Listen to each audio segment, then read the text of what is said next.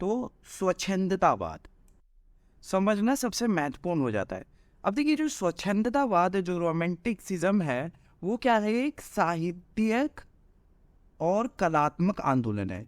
Romanticism is a literary and artistic movement. ठीक है, ये एक आंदोलन के रूप में उत्पन्न हुआ। अब देखिए, ये आंदोलन के रूप में क्यों उत्पन्न हुआ? कि देखिए, जो 17वीं 18वीं शताब्दी में जो यूरोप में चल रहा था, वो क्या चल रहा था? इनलाइटनमेंट का पीरियड चल रहा था। इनलाइटनमेंट का पीरियड क्या था? कि मनुष्य जो ज्ञान का अर्जन करेगा, वो किस बेसिस पे करेगा? साइंटिफिक बेसिस पे करेगा, विज्ञान के आधार पे करेगा। हम हर चीज को समझ सकते हैं किसके आधार पे? विज्ञान के आधार पे, तर्क के आधार पे। उसी को काउंटर करने के लिए, अब देखिए यहाँ पे क्यों काउंटर करना जरूरी है। अब देखिए कि क्या होता है कि जो मानव की जो अनुभूति होती है, जो भावना होती है, उसको कभी हम नाप सकते हैं? अब फॉर एग्जाम्पल हम सोचिए कि क्या आप लव, जो प्यार होता है, उसको माप सकते हैं? मगर एनलाइटमेंट ट्रेडिशन क्या बात करता है कि जो चीज़ मेजरेबल है, जो साइंस है, उसी की हम बात करेंगे, वही चीज़ें सत्य है। मगर तो क्या ये जो हमारा जो प्यार है, जो लव है, वो क्या झूठा है?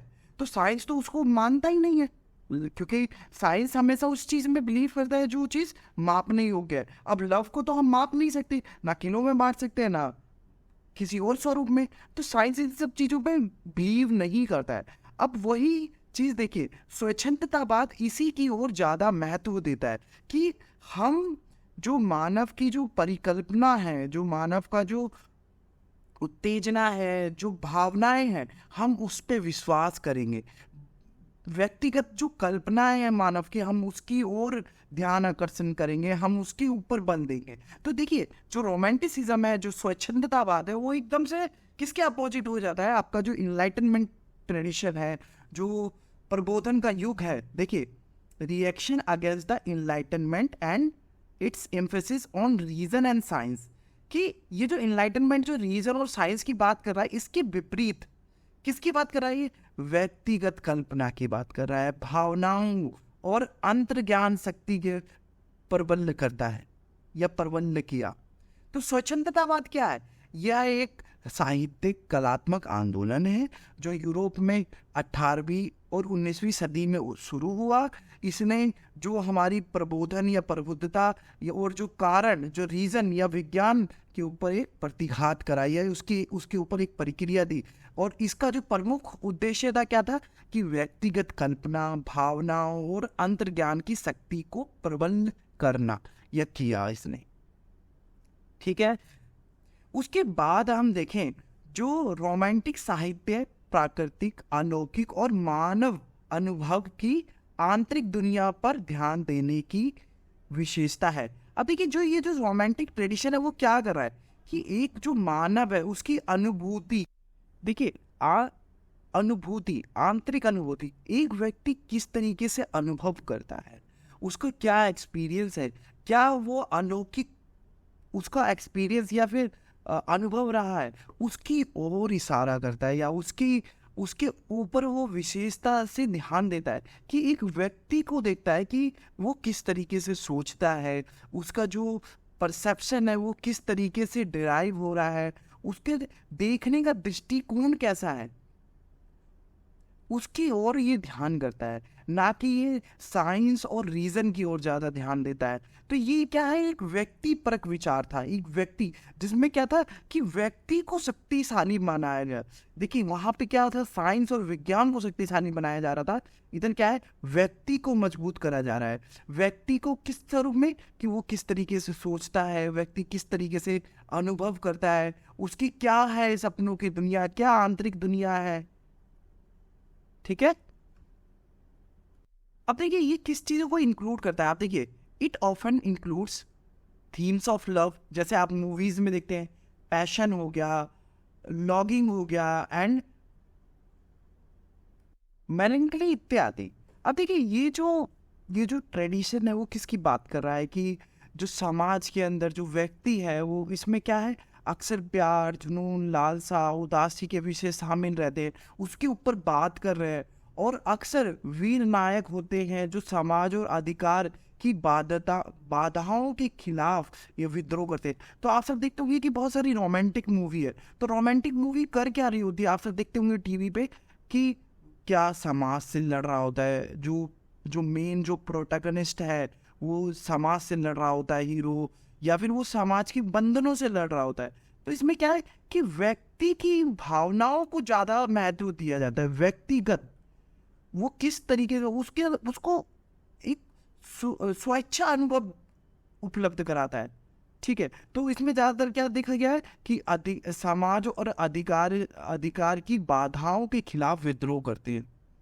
ठीक है, और सेम उसी स्वरूप में देखिए कि ये किसका विद्रोह कर रहा है, कि जो समाज में ये जो पूरा जो इनलाइटनमेंट का जो पीरियड चल रहा है, ये जो इनलाइटनमेंट फेज है, जिसके अंदर क्या है, रीजन और साइंस, इसको जो प्रमुखता दी है, इसके खिलाफ, कि हम रीजन और साइंस के हिसाब से ही नहीं चल सकते, हम व्यक्ति के व्यक्तिगत अनुभव के हिसाब से हमें आगे चलना होगा।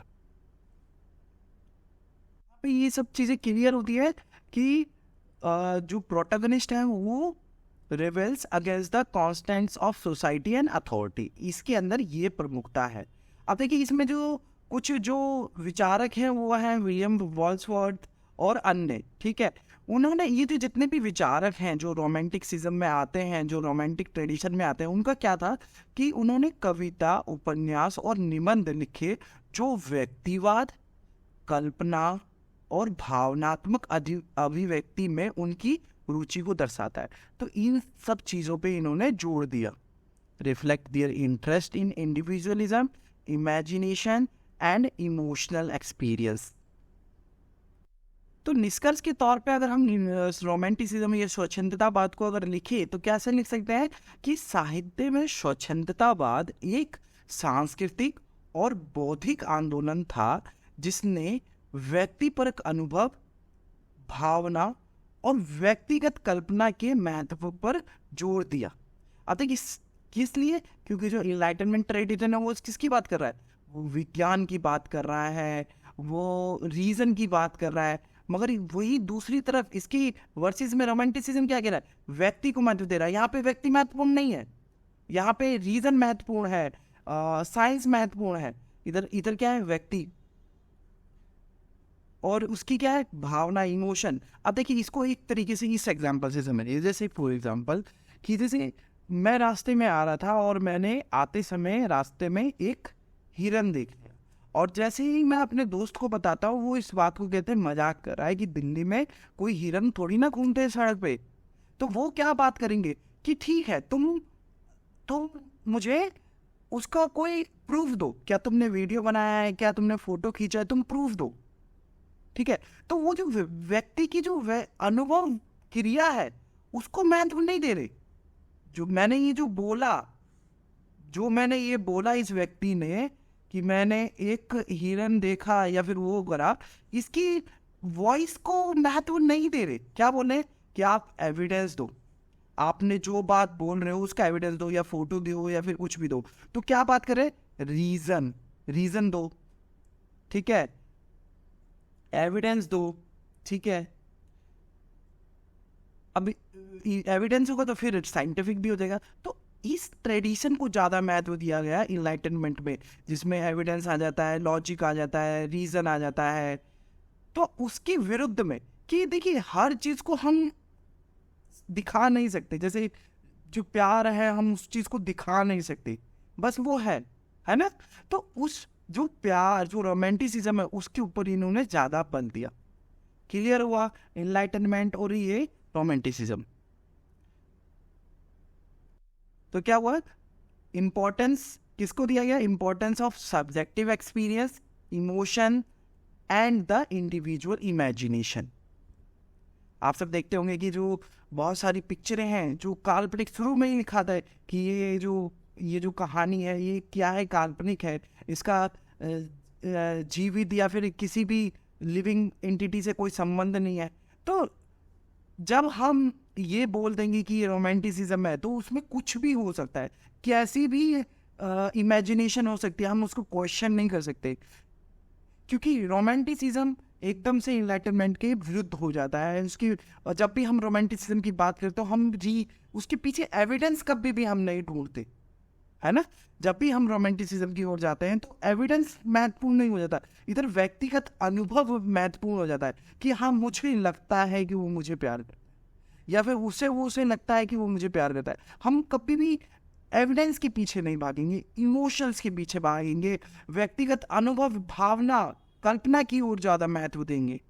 तो यही स्वच्छंदतावाद है, रोमांटिसिज्म है, और यही इसी टॉपिक के अंदर हमें जीन जैक रूसो और मैरी वॉल्सनक्राफ्ट की जितनी भी फिलॉसफी है इसके अंदर पढ़ना है, मॉडर्न पॉलिटिकल फिलॉसफी पेपर के अंतर्गत। बहुत बहुत धन्यवाद।